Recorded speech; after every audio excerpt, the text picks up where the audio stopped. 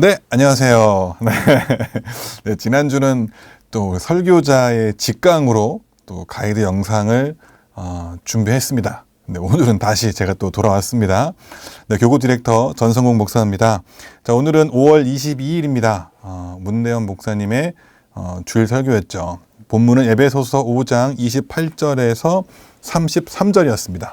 행복한 부부가 아는 것 무엇일까요? 시작해 보도록 하겠습니다. 자, 오늘 아이스 브레이킹입니다. 그래서 부부에 관한 것을 막 고민하면서 어떤 것을 함께 처음에 나누면 좋을까 고민해 봤는데요.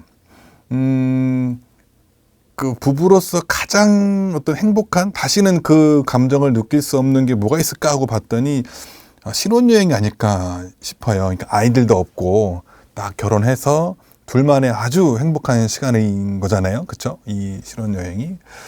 뭐, 저도 벌써 이게 한 9년 전 이야기가 됐는데, 사실 우리 집사님들, 순장님, 순원분들은 훨씬 더 오래됐잖아요. 막 15년, 20년, 30년 될 수도 있는데, 다시 한번 그때로 돌아와서, 그때 어땠는지 한번 나눠보시면 좋을 것 같아요. 어디를 가셨고, 뭘 했고, 뭐, 때로는 거기서 뭐 싸울 수도 있잖아요. 뭐, 투닥이기도 했고, 근데 또 뭐가 좋았고, 뭐, 이런 부분들 함께 나눠보시면 좋을 것 같습니다.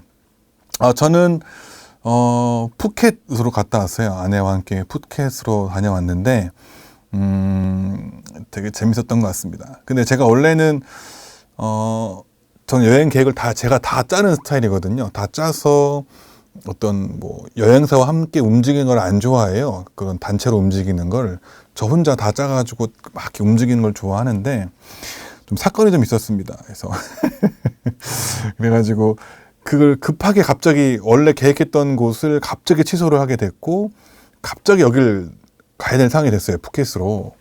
그러다 보니까 이걸 준비할 이 시간과 여러 개 되지 않아서 대신에 근데 그 여행사에서 분명히 이제 개별 여행도 허락합니다라고 써있길래 그러면 이렇게 우선 여기서 뭐 숙소랑 다 잡아주니까 그걸 하고 따로 여행을 해야겠다라고 생각하고 갔는데 오산이었죠. 예, 다 해야 됐던 겁니다. 거기서 해야 되는 거를. 한 이틀을 했는데 계속 막 따라다니니까 그게 너무 뭐랄까 귀찮은 거예요. 뭐 그 틀대로만 계속 가야 되는 게. 그리고 특징이 무조건 이상한 데 가잖아요. 뭐 사러 뭐 그런 뭐 푸켓이었으니까 무슨 꿀을 사라, 무슨 라텍스 뭘 사라, 뭐 이런 데 다 데리고 가는 거예요. 하나도 안 샀거든요. 되게 싫어하더라고. 그 셋째 날에는 아내랑 도저히 안 되겠다. 계속 다니면 너무 그러니까 오늘은 그냥 우리끼리 놀자 하고서 원래 그 셔틀버스가 오잖아요. 안 나갔어요. 안 나가고 그냥 있다가 그냥 그 풀빌라에서 그냥 하루를 그냥 재밌게 보냈던 그런 기억이 있습니다. 그런데 그날 이제 저희가 아침에 이제 조식을 먹고 보이는 바다가 너무 좋으니까 그냥 나간 거예요. 선크림 안 바르고. 그래서 이제 얼굴이 새빨갛게 다 그냥 익었던 그런 기억도 납니다. 또 우리 순장님들과 순원분들은 또 어떤 재밌는 추억과 또 어떤 장소가 어느 장소로 또 가셨는지 한번 나눠보시면 좋을 것 같아요. 자, 오늘 말씀의 서론 부분이었죠. 자, 현대 문화, 현재 사회에서는요, 이 사랑을 어떻게 정의하는가? 어떤 좋아하는 감정, 그렇죠? 느낌, 이런 거를 사랑이라고 얘기를 하는데, 성경은 사랑을 상대방의 유익을 구하는 행동으로 정의를 하고 있습니다. 좀 다르죠? 근데 어쩌면 우리는 이 세상이 말하는 이 사랑이라는 그런 정의에 더 익숙해져 있는 것은 아닌가 싶습니다. 내가 너희를 사랑한 것 같이 너희도 서로 사랑하라 해서 이 사랑은 분명 감정이 아니라 행동일 것이거든요. 팀 켈러 목사님 오늘을 사는 잠언 101페이지에 보면요. 현대인은 감정이 행동을 결정짓는다고 생각한다. 사랑의 감정이 없다면 사랑의 행위는 위선이라는 것이다. 그러나 잠언에서는 행동이 감정을 빚는다고 말한다. 그러므로 상대에게 사랑이 느껴지지 않는다고 가만히 있어서는 안 된다. 사랑의 행동을 하라. 그러면 감정도 따라온다. 거죠. 그러니까 사랑하는 그런 행위를 계속해서 해나가면, 행동을 하면 이 사랑하는 감정에 도달하게 된다. 이 행동이 감정을 부른다라고 이 팀 켈러 목사님이 잠언의 말씀을 통해서 우리에게 주시는 말씀이었습니다. 자, 그리고 그런 거잖아요. 또 자녀를 생각해 보면 되잖아요. 자녀를 향한 부모의 사랑은 무한정이죠. 감정 뭐 그런 부분이 아니잖아요. 때로는 너무 이쁘고 좋지만 때로는 막 너무 말 안 듣고 그럴 때도 있잖아요. 하지만 그런 감정과 상관없이 내가 때로는 이 아이가 너무 힘들게 해서 감정이 상하기도 하지만 그럼에도 불구하고 이 아이의 유익을 위해서라면 무엇이든 할 수 있는 것이 부모의 사랑이죠. 이런 부분을 한번 잘 생각해 보셨으면 좋겠습니다. 이런 거를 이제 부부간으로 한번 이동을 시켜보는 거예요. 자, 첫 번째입니다. 타락한 인간은요. 제가 잠깐 사라져야겠네. 타락한 인간은요. 언제나 자신을 먼저 생각하는 자기 중심적인 태도를 가지고 살아가죠. 자, 결혼 생활이 행복하지 않는 이유는 배우자로부터 섬김을 받으려는 이기적인 태도입니다. 자, 성경은 어떻게 사랑을 말을 하고요. 사람과 섬김에 대해서 예수님 모델은 우리에게 무엇을 가르쳐 줍니까? 라는 거죠. 고린도전서 13장 5절에 보면요. It is not rude. 무례하지 않고요. It is not self-seeking. 자기 자만은 하지 않고 It is not easily angered. 그러니까 쉽게 분노하지 않는다는 거예요. It keeps no record of wrong. 잘못한 것들을 기억하지 않는 것. 이것이 이제 사랑하는 거죠. 부부간에 있어서 나를 먼저 생각하게 되잖아요. 나 중심적으로 생각을 하게 되잖아요. 근데 아내 중심적으로 생각을 하게 된다면 싸울 일이 확 줄어드는 것 같아요. 양보하는 거죠. 그러니까 나는 이렇게 생각하지만 아내가 이것을 좋아하니까 내가 양보하면 되게 관계가 좋아지는 것 같아요. 사실 저와 저희 아내는 사실 이제 크게 싸운 일이 없거든요. 아직까지는.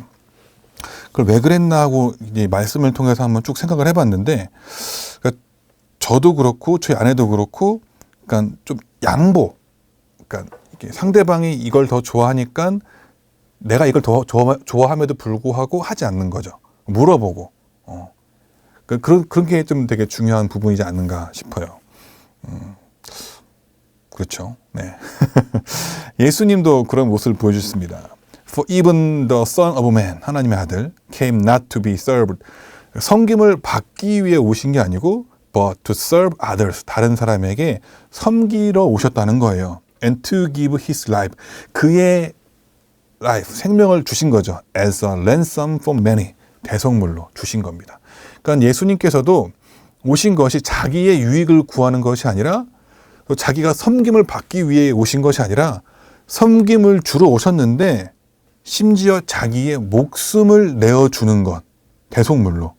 네, 그것이 예수님이 우리에게 보여주신 사랑. 더하기 하나님은 자신의 아들을 보내주시기까지 우리를 사랑하신 것을 보여주셨습니다. 이렇게 우리가 누군가를 먼저 섬기려고 한다면, 내 욕심을 부리지 않고 양보한다면 조금은 다른 관계가 시작이 될 거예요.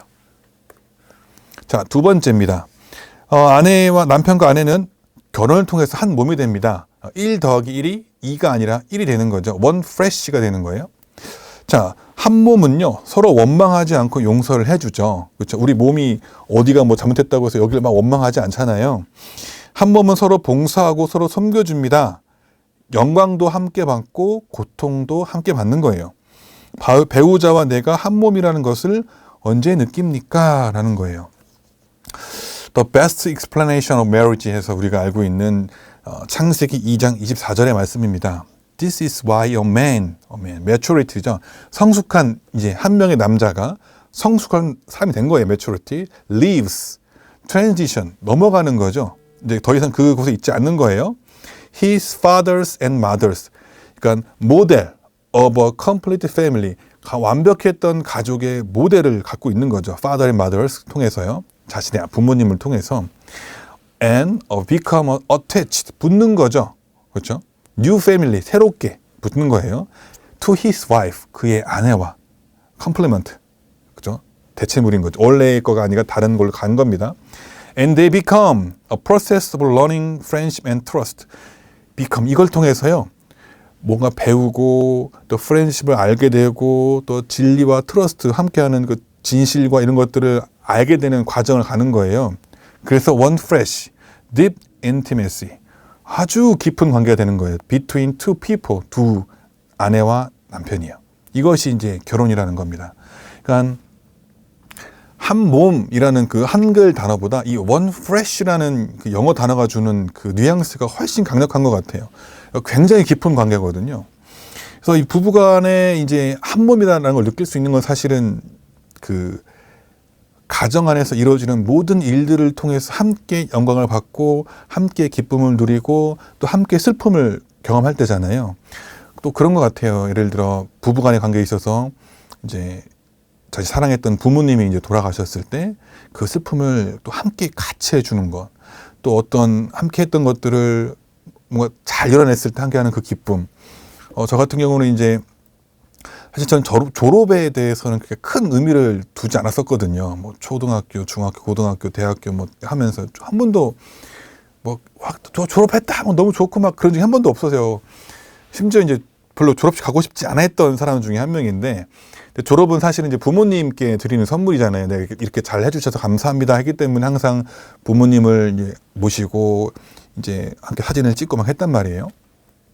근데 유학을 가서 이제 한 4년 정도 시간이 함께 있었으니까요. 그 시간이 정말 좀 많이 힘들었거든요. 많이 힘들었는데 그걸 버틸 수 있었던 힘이 사실 아내였거든요. 아내. 그리고 그 아내가 제일 컸고 아이도 태어났으니까 거기서요. 근데 딱 그 졸업식 날, 이제 딱 졸업식이 되는데, 와, 눈물이 막 쏟아지는 거예요. 이걸 다 해놨다는 그것과 너무 감사하다. 그리고 그 내 옆을 지켜준 그 아내에 대한 그 헌신?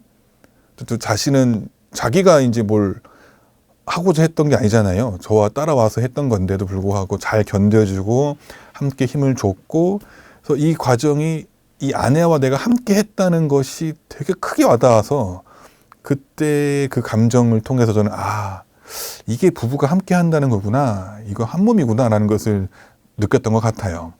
마찬가지로 이제 순장님들과 순원분들께서도 부부를 생각했을 때 그런 시간들이 있었을 거예요. 그런 것들을 한번 나눠보시면 좋을 것 같습니다. 자, 세 번째입니다. 성경은요, 부부가 서로 존경하고 순종해야 한다고 말씀을 합니다. 그래서 부부가 서로 순종할 때 서로의 자존감이 높아지고 사랑이 깊어집니다. 누군가 나를 진심으로 존중할 때 어떤 기분이 들었습니까? 부부관계에서 어떻게 서로 순종할 수 있을까요? 라고 나와 있습니다. 에베소서 5장 21절에 이렇게 기록이 되어 있죠. Submit to one another. 그러니까 피차 복종하는 거예요. Submit, 완전 엎드려지는 거예요. Out of a reverence for Christ. 그러니까 그리스도를 경외함으로 피차 복종하라라고 에베소서 바울이 말씀을 합니다. 그런 것 같아요. 부부관계에서 서로 존중을 어떻게 할 수 있는가라는 하는 것은 그냥 단순히 인간적인 그 둘을 놓고서는 불가능한 것 같아요. 그런데 삼각형이 있잖아요. 우리가 항상 배우는 부부 삼각형. 하나님이 위에 계시고 남편과 아내가 있습니다. 1+1이 하나가 되기 위해서는요, 한 가지 방법밖에 없어요.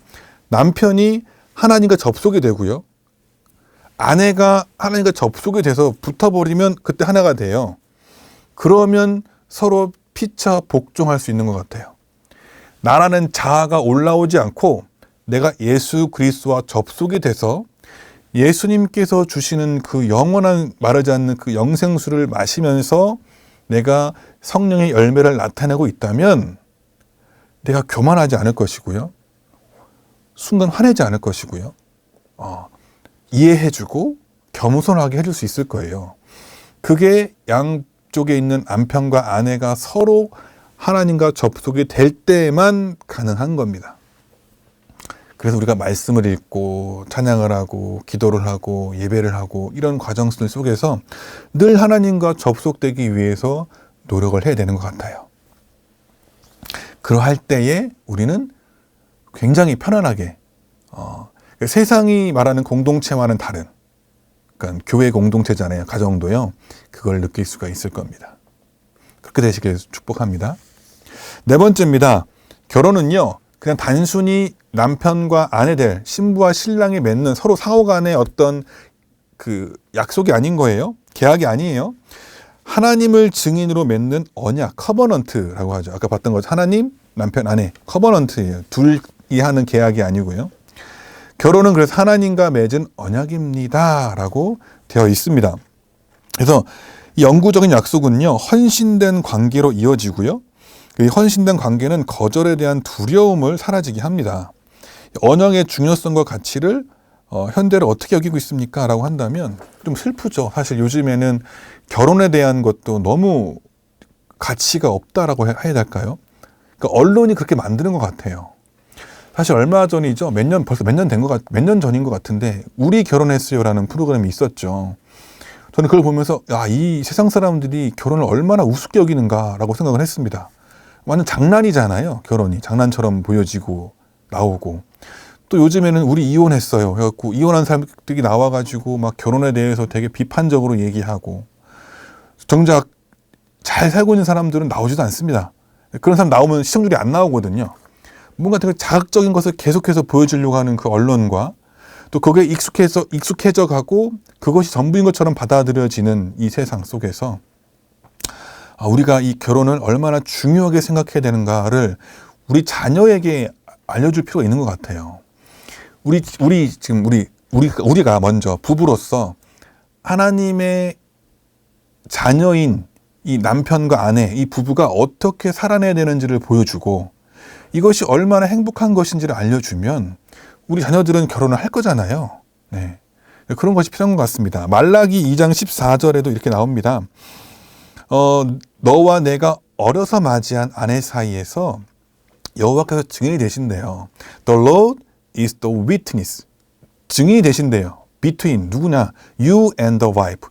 너와 아내 사이에 하나님께서 증인이 돼주신다는 거예요. Of yours.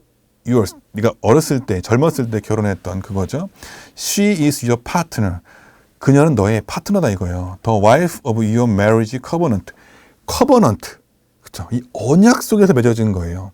So be on your guard. 그러니까 가드를 잘 막아줘야 되는 거예요. And do not be unfaithful. 그러니까 신실하지 못한 걸 하지 말라는 거예요. To the wife of yours. 네가 어려서 취한 그 아내에게 불성실하고 믿음직하지 못한 일을 하지 말라는 거예요. 잘 막으라는 거죠. 네, 그렇게 성경은 우리에게 전달하고 있습니다. 이런 모습 보여주면 안 된다는 뜻이죠. 이 남편이 지금 아내가 자고 있을 때 이제 who is going to know? 누가 알겠어? 하고 다른 여자에게 이제 텍스트하고 있는 모습을 그림을 보여주고 있는 겁니다. 이러지 말라는 거예요. 자, 결혼은 무엇인가요?